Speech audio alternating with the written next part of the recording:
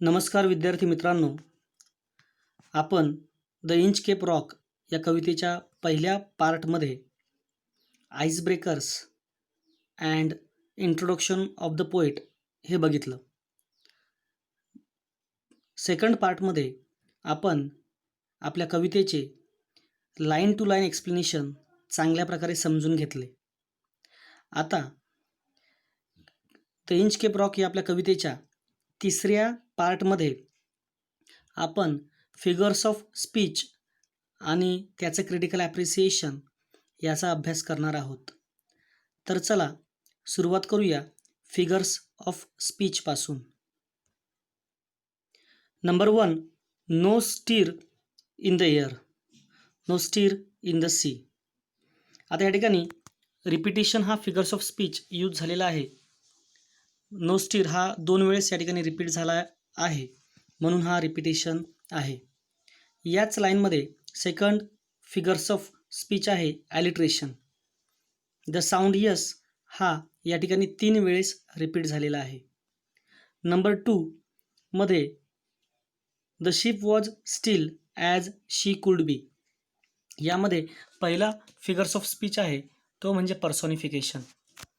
आता याचं स्पष्टीकरण, in this line the inanimate object ship is personified, अशा प्रकारे आपल्याला द्यायचं आहे. पर्सॉनिफिकेशन म्हणजे एखाद्या निर्जीव वस्तूमध्ये सजीव असल्यासारखे किंवा जिवंत असल्यासारखे गुणधर्म दाखवणे. आता या ठिकाणी शिप ही निर्जीव वस्तू आहे आणि स्टील म्हणजे स्थिर, स्थिर म्हणजे स्टेबल एका जागेवर. तर स्थिर राहणं ही हा मानवी गुणधर्म आहे किंवा आपण मानवी फीचर्स म्हणू शकतो, ह्युमन बिंगची फीचर म्हणू शकतो. आणि त्या ठिकाणी त्यांनी शिपला स्थिर असं म्हटलं आहे, म्हणून या ठिकाणी पर्सॉनिफिकेशन हा फिगर्स ऑफ स्पीच आहे. याच लाईनमध्ये ॲलिट्रेशन हा फिगर्स ऑफ स्पीच आपल्याला पाहायला मिळतो. The sound yes is repeated 3 times. या ठिकाणी सुद्धा साऊंड यस हा 3 वेळेस काय झालेला आहे, रिपीट झालेला आहे. Number 3, her sails from heaven received no motion. यामध्ये सुद्धा ॲलिट्रेशन हा फिगर्स ऑफ स्पीच आहे. एच, हर आणि हेवन या ठिकाणी 2 वेळेस रिपीट झालेला आहे. याच लाईनमध्ये इन्व्हर्जन हा फिगर्स ऑफ स्पीच आहे. The words are not coming in a proper prose order, the correct prose order is. अशा प्रकारे तुम्हाला ह्या 2 लाईन लिहायच्या आहेत आणि त्याच्यानंतर ती जी अनस्ट्रक्चर लाईन आहे ती आपल्याला प्रॉपर स्ट्रक्चरमध्ये म्हणजे subject plus verb plus object ह्या सेंटेन्स किंवा लाईन पॅटर्नमध्ये बसवायची असते. तर याचं उत्तर बघा, her sails received no motion from heaven. दिलेली लाईन आणि आपण चेंज करून बनवलेली लाईन हे तुम्ही बघून घ्या, म्हणजे तुमच्या लक्षात येईल की subject plus verb plus object अशा प्रकारे आपल्याला ती लिहायची असते. नंबर 4, सो लिटल दे रोज सो लिटल दे फेल. आता ह्या ठिकाणी रिपिटेशन हा फिगर्स ऑफ स्पीच आहे. सो लिटल हा शब्द किंवा हे शब्द 2 वेळेस या ठिकाणी रिपीट झालेले आहेत. याच लाईनमध्ये अँटिथेसिस हा फिगर्स ऑफ स्पीच यूज केलेला आहे. Rose and fell are opposite words use in the line. म्हणजे रोज आणि फेल हे 2 विरुद्धार्थी शब्द या कवितेच्या लाईनमध्ये वापरलेले आहेत, म्हणून या ठिकाणी अँटिथेसिस हा फिगर्स ऑफ स्पीच होतो. नेक्स्ट यामध्येच अँटी क्लायमॅक्स हा फिगर्स ऑफ स्पीच आहे. ज्यावेळेस माहिती किंवा एखादी घटना ही उतरत्या क्रमाने सांगितलेली असते त्यावेळेस त्याला अँटी क्लायमॅक्स असं म्हणतात. आता याचं एक्सप्लेनेशन बघा, the words are arranged in descending order so this is anticlimax. Number 5, on a buoy in the storm it floated and swung. आता यामध्ये पहिला फिगर्स ऑफ स्पीच आहे तो म्हणजे इन्व्हर्जन. याचं उत्तर आपण डायरेक्ट बघूया. It floated and swung on a buoy in the storm. तुम्ही दोन्ही लाईनचं किंवा दोन्ही याचं एकदा ऑब्झर्वेशन करून बघा, म्हणजे तुमच्या लक्षात येईल की कवी कशा पद्धतीने शब्दांची रचना बदलून कवितेमध्ये एक वेगळे टून आणण्याचा प्रयत्न करतात. आणि अशा वेळेस जर आपल्याला इन्व्हर्जन म्हणून प्रश्न विचारला असेल तर आपल्याला अशा प्रकारची लाईन S+V+O मध्ये चेंज करायची असते. याच लाईनमध्ये ॲलिट्रेशन हा फिगर्स ऑफ स्पीच आहे. द साऊंड यस हा 2 वेळेस 2 टाइम्स रिपीट झालेला आहे, म्हणून याला आपण ॲलिट्रेशन असं म्हणतो. नंबर 6 मध्ये and over the waves it's warning रंग. या ठिकाणी ॲलिट्रेशन हा फिगर्स ऑफ स्पीच आहे आणि वेव्जचा डब्ल्यू आणि वॉर्निंगचा डब्ल्यू हा 2 वेळेस रिपीट झालेला आहे. Number 7, when the rock was hid by the surge's वेल, या ठिकाणी ॲलिट्रेशन आहे. साऊंड यस हा 2 वेळेस रिपीट झालेला आहे. पर्सॉनिफिकेशन या ठिकाणी बघा कसं आहे. In this line the inanimate object the rock is personified. आता rock was hid by the surge's swell म्हणजे त्या ठिकाणी तो दगड लपलेला होता, म्हणजे भरतीच्या पाण्याखाली किंवा पाण्याच्या त्या वाढत्या पाण्याच्या पातळीखाली तो लपला होता. आता लपणं ही एक ह्युमन बिंग फीचर आहे किंवा या ठिकाणी ह्युमन बिंग ते कॅरेक्टरिस्टिक आहे, पण त्या ठिकाणी दगडाला लपलं असं सांगितलं म्हणून त्या ठिकाणी आपण त्याला काय म्हणतोय, पर्सॉनिफिकेशन असं म्हणतोय. म्हणजे रॉक हा निर्जीव आहे तरीही सजीव व्यक्तीसारखं तो लपतो, हा गुणधर्म दाखवल्यामुळे आपल्याला त्या ठिकाणी पर्सॉनिफिकेशन हा फिगर्स ऑफ स्पीच त्या ठिकाणी लिहायचा आहे. एक्सप्लेनेशन एकदा बघून घ्या, म्हणजे ते कसं लिहायचं असते म्हणजे सिम्पली तुम्हाला कळेल. Number 8, the sun in heaven was shining gay. आता ह्या ठिकाणी सुद्धा इन्व्हर्जन हा फिगर्स ऑफ स्पीच यूज केलेला आहे. आता डायरेक्ट आपण उत्तर बघूया, आन्सर बघूया. The sun was shining gay in heaven. म्हणजे या ठिकाणी तुमच्या लक्षात येईल की कशा प्रकारे सेंटेन्स पॅटर्न प्रॉपरली आपण त्या ठिकाणी लिहिलेला आहे. याच लाईनमध्ये ॲलिट्रेशन हा फिगर्स ऑफ स्पीच सुद्धा यूज केलेला आहे. सन या वर्डचा साऊंड यस आणि शायनिंगचा यस हा 2 टाइम्स रिपीट झालेला आहे. Number 9, the sea birds screams as they wheels around. या ठिकाणी ॲलिट्रेशन हा फिगर्स ऑफ स्पीच यूज केलेला आहे. द साऊंड यस हा 2 टाइम्स रिपीट झालेला आहे. Number 10, it made him whistle, it made him sing. या ठिकाणी रिपिटिशन आहे. The words it made him are repeated twice. 2 वेळेस हे शब्द यूज झालेले आहेत किंवा वापरले गेलेले आहेत, म्हणून या म्हणजे पुनरावृत्ती झालेली आहे म्हणून याला रिपिटेशन असं म्हणतात. म्हणजे पूर्णच्या पूर्ण जर शब्द असेल दॅट इज कॉल्ड रिपिटेशन. आणि एखाद्या वर्डचे initial word more than one एकापेक्षा जास्त वेळेस रिपीट झालं तर त्याला ॲलिट्रेशन असं आपण म्हणतो. Number 11, the boat is lowered, the boatman row. या ठिकाणी सुद्धा बी हा साऊंड रिपीट झालेला आहे म्हणून या ठिकाणी ॲलिट्रेशन हा फिगर्स ऑफ स्पीच आहे. त्या ठिकाणी बाय मिस्टेकनली एस हा टाईप झाला आहे, तो बी आहे. Number 12, and to the Inchcape rock they go. या ठिकाणी इन्व्हर्जन हा फिगर्स ऑफ स्पीच आहे. या ठिकाणी दिलेलं जे काही ॲज इट इज जे एक्सप्लेनेशन आहे ते तुम्हाला माहितीच आहे. आपण डायरेक्ट उत्तर बघूया.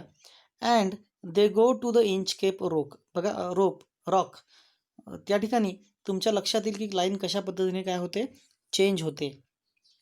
Number 13, Sir Ralph bent over from the boat. या ठिकाणी ॲलिट्रेशन हा फिगर्स ऑफ स्पीच यूज केलेला आहे. बेंटचा बी आणि बोटचा बी हा 2 वेळेस रिपीट झालेला आहे. अगोदरच्या लाईनमध्ये नंबर 12मध्ये ॲलिट्रेशन सुद्धा आहे. दचा टी एच आणि देचा टी एच म्हणजे थ आणि दे हे या ठिकाणी रिपीट झालेले आहेत म्हणून या ठिकाणी ॲलिट्रेशन हा फिगर्स ऑफ स्पीच वापरला गेलेला आहे. Number 14, and he cut the bell from the Inchcape float. या ठिकाणी सुद्धा ॲलिट्रेशन हा फिगर्स ऑफ स्पीच यूज झालेला आहे. या ठिकाणी एफ फ्रॉमचा एफ आणि फ्लोटचा एफ हा 2 वेळेस रिपीट झालेला आहे. Number 15, down sunk the bell with a gurgling sound. या ठिकाणी ओनोमॅटोपिया हा फिगर्स ऑफ स्पीच आहे. आता या ठिकाणी याचं एक्सप्लेनेशन कसं लिहायचं बघा. In this line the word gargling brings out the natural sound, so this is onomatopoeia. सिम्पलमध्ये जर एखादं नॅचरल साऊंड असेल जो आपण वर्ड्समध्ये लिहू शकत नाही पण तो यूज केला जातो, मग त्या ठिकाणी ऑनोमॅटोपिया हे फिगर्स ऑफ स्पीच असतं. म्हणजे अशा प्रकारचं एक्सप्रेशन किंवा अशा प्रकारचे शब्द की जे आपण फक्त सांगू शकतो पण त्याला लिहिता येऊ शकत नाही, मग त्या ठिकाणी त्याला तुम्ही ऑनोमॅटोपिया म्हणजे नॅचरल साऊंड असं त्या ठिकाणी त्याला फिगर्स ऑफ स्पीच म्हटलं जातं. आता गर्गलिंग म्हणजे काय, त्या ठिकाणी डुबकन आवाज येणे, मग त्या ठिकाणी तसा शब्द आपण वापरतो पण तसा तो लिहिता येत नाही. Number 16, the bubbles rose and burst around. आता या ठिकाणी पहिला फिगर्स ऑफ स्पीच आहे तो म्हणजे onomatopoeia. In this line the word bubbles brings out natural sound. या ठिकाणी सुद्धा बबल्स म्हणजे त्या ठिकाणी आपण म्हणू शकतो बुडबुडे येणे, आणि बस्ट म्हणजे काय, ते बुडबुडे येऊन ते फुटणे. मग या ठिकाणी ते नॅचरल साऊंड आहे. So this is onomatopoeia. Next याच्यामध्येच ॲलिट्रेशन हा फिगर्स ऑफ स्पीच आहे. The sound B is repeated 2 times, so this is alliteration. या ठिकाणी बबल्सचा इनिशियल वर्ड म्हणजे सुरुवातीचा शब्द बी आणि बस्टचा बी हे रिपीट झालेले आहेत. Number 17, he scoured the seas for many a day.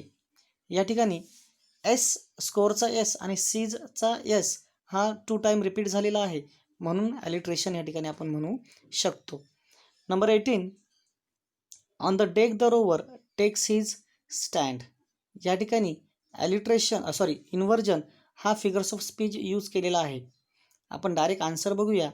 The rover takes his stand on the deck.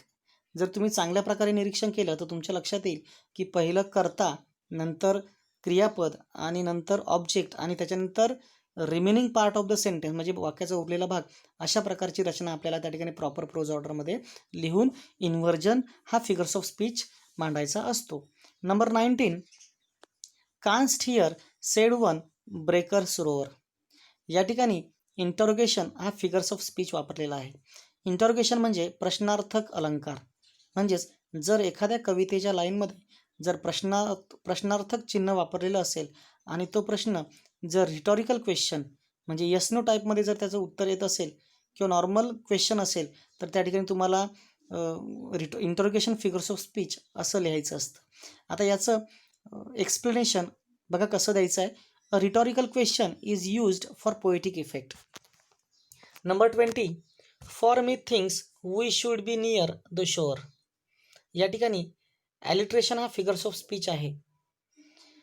शूडचा yes आणि शोअरचा यस हे जे 2 साऊंड आहेत हे रिपीट झालेले आहेत. So this is alliteration. Number 21, now where we are I cannot tell. या ठिकाणी inversion हा फिगर्स ऑफ स्पीच आहे. याचं उत्तर बघूया. I cannot tell where we are now. बघा तुमच्या लक्षात येईल की कशा पद्धतीने दिलेली रचना ही थोडीशी अदलाबदल करून दिलेली लाईन आहे, आणि ज्यावेळेस आपण त्या ठिकाणी करेक्ट लिहितोय तर त्या ठिकाणी सब्जेक्ट, व्हर्ब आणि ऑब्जेक्ट या पद्धतीने आपण ती लाईन त्या ठिकाणी लिहिलेली आहे. याच लाईनमध्ये 21 मध्ये ॲलिट्रेशन हा फिगर्स ऑफ स्पीचसुद्धा आहे. वेअरचा डब्ल्यू आणि वीचा डब्ल्यू म्हणजे या ठिकाणी ॲलिट्रेशन हा फिगर्स ऑफ स्पीच यूज केलेला आहे. Number 22, till the vessel strikes with a shivering shock. आता या ठिकाणी ॲलिट्रेशन हा फिगर्स ऑफ स्पीच यूज केलेला आहे. साऊंड यस म्हणजे स्ट्राईकचा यस आणि शिवरिंग एस, त्यानंतर शॉकचा यस हे 3 टाइम्स या ठिकाणी रिपीट झालेले आहे. बाय मिस्टेकनली या ठिकाणी 2 टाइम्स लिहिलं गेलेलं आहे, ते तुम्ही करेक्ट करून घ्यायचं आहे. Number 23, O Christ it is the Inchcape rock. आता या ठिकाणी ज्यावेळेस इंचकेप रॉकला त्यांची जी बोट आहे ती ज्यावेळेस जाऊन तिथे आदळते किंवा त्या ठिकाणी जाऊन थांबते, त्यावेळेस त्याच्यापैकी त्या खलाशांपैकी सेलर्सपैकी एक जण पटकन बोलतो, Christ it is the Inchcape Rock. म्हणजे त्या ठिकाणी आता पहिला फिगर्स ऑफ स्पीच बघा काय आहे. Apostrophe Christ has been directly addressed on a base on imagination. Apostrophe अलंकार म्हणजे काय, एखादी व्यक्ती किंवा ती गोष्ट त्या ठिकाणी अस्तित्वात नसताना सुद्धा त्याला बोलावणं करणं किंवा त्याला हाक मारणं. आता वेगळ्या प्रकारे त्याचं स्पष्टीकरण बघा कसं दिलं आहे. The speaker is addressing someone who is not there. आता त्या ठिकाणी जो बोलणारा व्यक्ती आहे तो ओ ख्रिस्त म्हणजे येशू ख्रिस्तांना बोलावतोय, पण त्या ठिकाणी ते आहेत का, नाही आहेत. सो अस्तित्वात नसलेले किंवा अवेलेबल नसणाऱ्या व्यक्तीविषयी किंवा गोष्टीविषयी जर आपण त्या ठिकाणी काही बोललो तर त्याला ॲपॉस्ट्रॉफी हा फिगर्स ऑफ स्पीच असं म्हटलं जातं. आता नेक्स्ट फिगर्स ऑफ स्पीच त्याच लाईनमध्ये आहे, तो म्हणजे एक्सक्लेमेशन. जर कवितेच्या लाईनमध्ये जर उद्गारवाचक चिन्ह वापरलेलं असेल तर आपण त्याला एक्सक्लेमेशन हे फिगर्स ऑफ स्पीच असं सुद्धा म्हणतो. आणि त्याचं स्पष्टीकरण बघा. Exclamatory mark is used here for poetic effect. एवढ्या सोप्या शब्दामध्ये तुम्हाला त्याचं एक्सप्लेनेशन म्हणजे स्पष्टीकरण द्यायचं असतं. Number 24, a sound as if with the Inchcape bell. आता या ठिकाणी फक्त सिमिली हा फिगर्स ऑफ स्पीच आहे. या ठिकाणी बघा तुम्ही लक्षात येईल की ॲज म्हणजे लाईक, ॲज किंवा सो हे शब्द जर वापरलेले असतील आणि जर डायरेक्ट कंपॅरिझन असेल तर त्याला सिमिली हा फिगर्स ऑफ स्पीचसुद्धा आपण म्हणू शकतो. आता या ठिकाणी एक्सप्लेनेशन बघा. The sound of sinking ship is directly compared with the sound of sinking the Inchcape bell. या ठिकाणी अशा प्रकारे स्पष्टीकरण दिलेलं आहे. आता पुढे बघा, figures of speech use in the poem. कवितेमध्ये वापरलेले फिगर्स ऑफ स्पीच बघा कोणते आहेत. Alliteration, repetition, metaphor, personification, onomatopoeia, inversion, antithesis, climax, anticlimax, anaphora, simile, exclamation, interrogation, apostrophe, transfer epithet. हे सर्व काही ह्या फिगर्स ऑफ स्पीच या ठिकाणी वापरलेले आहेत.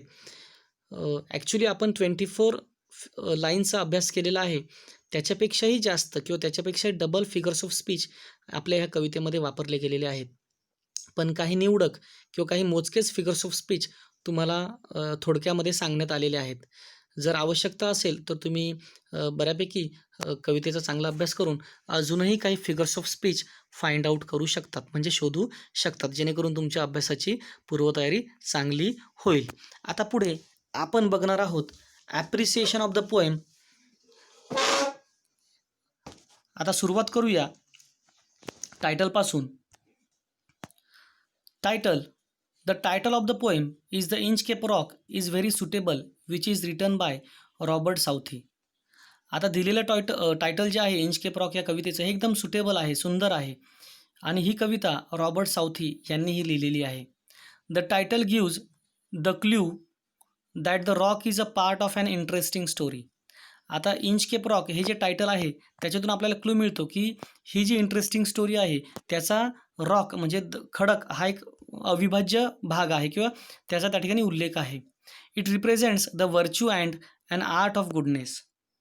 आणि हे चांगुलपणाचे आणि व्हर्च्यू म्हणजे सद्गुण किंवा पुण्याचे आपल्याला या ठिकाणी माहिती देतं किंवा त्याचं प्रतिनिधित्व करतं. It is a symbol of goodness, म्हणजे हे चांगुलपणाचं एक प्रतीक आहे. The poem also inspires. कविता ही आपल्याला चांगल्या प्रकारे प्रेरणा देते. Next point about the poem. आता पोएमविषयीची माहिती बघूया.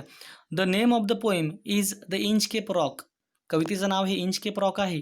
It is written in the form of ballad. ही बॅलड ह्या प्रकारामध्ये लिहिली गेलेली आहे. It is a long narrative poem. ही एक लाँग नॅरेटिव्ह पोएम आहे. म्हणजे लाँग नॅरेटिव्ह पोएम म्हणजे आपण कसं म्हणू शकतो, ही एक म्हणजे दीर्घ कथात्मक पद्धतीने लिहिलेली कविता आहे. It creates the vivid pictures in the mind of readers. ही जी कविता आहे वाचकांच्या मनामध्ये एक वेगवेगळ्या पद्धतीचे पिक्चर्स म्हणजे ज्वलंत असे वेगवेगळे चित्र निर्माण करण्याचा प्रयत्न करते, म्हणजे ते आपल्या विचारांना चालना देते. The poem is very effective. कविता ही खूप वाचकांसाठी किंवा समजून घेण्यासाठी प्रभावी आहे किंवा चांगली आहे. It is legendary story of pirate. ही जी कविता आहे ही एका समुद्री चोराच्या बाबतीतली ही पौराणिक कथा आहे. लेजेंडरी म्हणजे पौराणिक कथा, म्हणजे एक दंतकथा आहे. He remove the bell on the Inchcape rock. की जो पायरेट जो असतो, जो म्हणजे सर राल्फ रोवर, हा त्या इंच केप रॉकवरची ती जी बेल असतं ती तो मुद्दामून काढून टाकतो. The bell was place by abbot of Aberbrothok. आणि ती बेल जी आहे ती कोणी बसवलेली असते? ॲबॉट ऑफ ॲबरब्रोथक या साधूने किंवा त्या संत व्यक्तीने 14व्या शतकामध्ये त्या समुद्रामध्ये ती लोकांच्या चांगल्यासाठी किंवा लोकांचा अपघात होऊ नये म्हणून त्यासाठी त्यांनी एक इशारा देण्यासाठी ती बेल बसवलेली असते. About the poet. पुढचा पॉईंट बघूया. Robert Southey is a British poet who is a famous for his romantic school of poetry. Robert Southey हे एक ब्रिटिश पोएट आहेत जे रोमॅन्टिक स्कूल ऑफ पोएट्री म्हणजे रोमॅन्टिक कविता लिहिण्यामध्ये किंवा मनोरंजनात्मक कविता लिहिण्यामध्ये ते फार प्रसिद्ध आहेत. He is also famous for writing narrative style poems. आणि ते म्हणजे ते कथाशैलीतील कविता लिहिण्यासाठी खूपच प्रसिद्ध आहेत. ही always gives a good message in his each poem.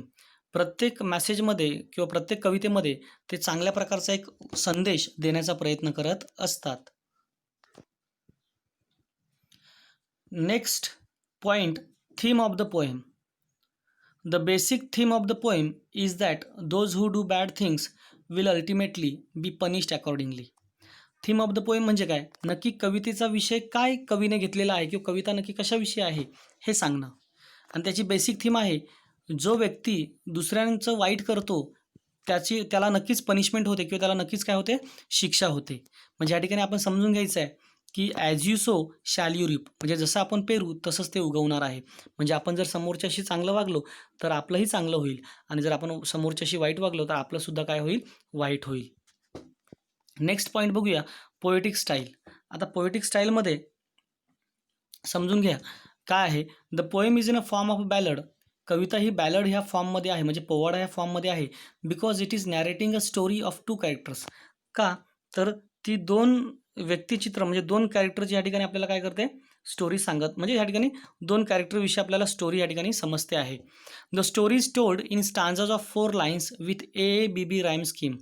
आता प्रत्येक स्टांजामध्ये 4 लाईन्स कवीने यूज केलेल्या आहेत आणि प्रत्येक स्टांजामध्ये AABB ही रायमिंग स्कीम यूज केलेली आहे.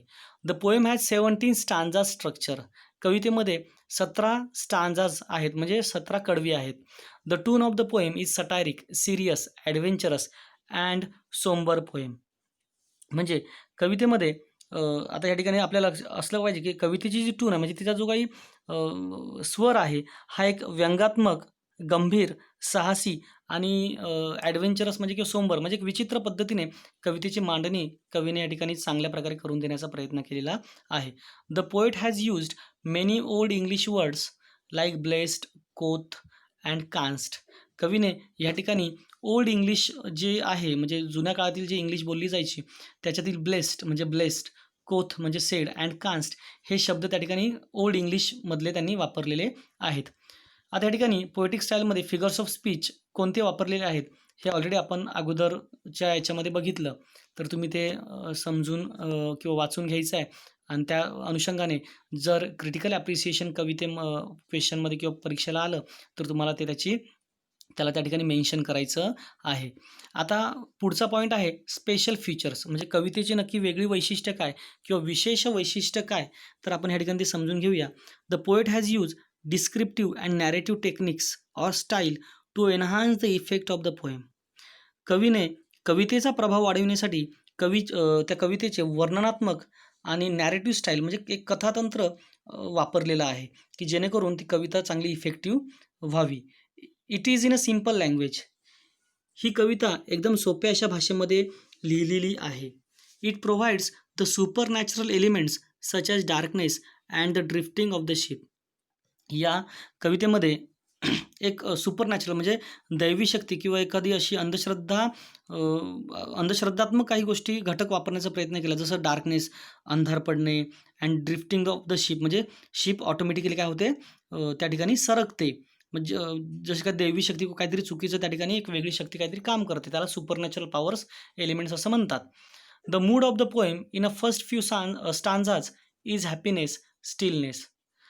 आता मूड ऑफ द पोएम, आता मूड ऑफ द पोएम म्हणजे की कविता नक्की कोणत्या प्रकारची पहिल्या काही स्टांजांमध्ये आहे, म्हणजे तिचा कशा पद्धतीने त्या ठिकाणी मांडण्याचा प्रयत्न केला, तर तो सिरियस आहे, सॉरी हॅपीनेस आहे आणि म्हणजे थोडीशी आनंदात्मक आहे आणि स्टिलनेस म्हणजे स्थिर आहे. It is a peaceful and calm. एकदम शांत आणि एक शांततामय वातावरणामध्ये ही कविता पहिल्या स्टांजांमध्ये लिहिली गेलेली आहे. म्हणजे आपल्या लक्षात येईल की स्टार्टिंगला ज्यावेळेस आपण कविता शिकतो त्यावेळेस आपल्याला त्या ठिकाणी कोणत्या प्रकारचं म्हणजे त्या ठिकाणी आपल्याला सर राल्फ रोवर हा काही दिसत नाही. म्हणजे त्या ठिकाणी ती कविता पूर्णपणे काय होती, म्हणजे हॅपीनेस, स्टिलनेस म्हणजे त्या ठिकाणी the sun was shining gay म्हणजे सूर्य चमकतोय, सूर्य आनंदी आहे. The the sea birds screamed with their enjoyment. काही पक्षी असतात की त्या ठिकाणी काय करत असतात, आनंदाने गात असतात. म्हणजे अशा पद्धतीने तिचा त्या कवितेचा मूड आहे. But overall mood is very serious and adventurous. पण जर शेवटला तुम्ही येऊन बघितलं तर कवितेचा जो मूड आहे, म्हणजे कविता ही शेवटला थोडीशी गंभीर आणि थोडी साहसी पद्धतीने आपल्याला दिसते. The day is bright and the sun is shining. की दिवस हा पूर्णपणे म्हणजे उजाडलेला आहे किंवा पूर्ण त्याला तेजमय आहे आणि सन इज शायनिंग म्हणजे सूर्य काय होतोय त्या ठिकाणी चमकतोय. म्हणजे दिवस उजडलेला आहे आणि सूर्य चमकतोय. The poem the Inchcape Rock provides a final verbal image of the calm atmosphere of the sea. आता या ठिकाणी व्हर्बल इमेज आपल्याला कळते की सागरातलं वातावरण कसं आहे हे आपल्याला इमेजरी म्हणजे त्याच्यामधून कळतं. Then the Inchcape Rock is presented the old abbot's plan of putting a bell. त्याच्यानंतर इंचकेप रॉक हा जो काही तेथील जो काही रॉक आहे, जो दगड आहे, तो आपल्याला सांगतो की म्हणजे ॲबॉट ऑफ ॲबरब्रोथकने कशा पद्धतीने ती बेल त्या दगडावर लावलेली होती. This way the ballad slithers from one incidents to another very smoothly. आणि अशा प्रकारे ही जी बॅलड आहे ही एका घटनेकडून दुसऱ्या घटनेकडे स्मूथली म्हणजे हळूवार पद्धतीने ती पुढे सरकते. Providing a vivid picture into readers mind.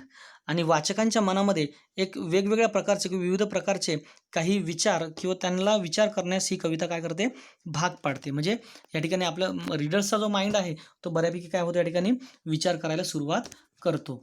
आता मॉरल, मॅसेज और व्हॅल्यूज म्हणजे नक्की कविता शिकल्यानंतर यामधून आपण काय नैतिक घेतलं, आपल्याला काय मेसेज मिळाला, काय संदेश मिळाला किंवा याचं व्हॅल्यू काय, महत्त्व काय.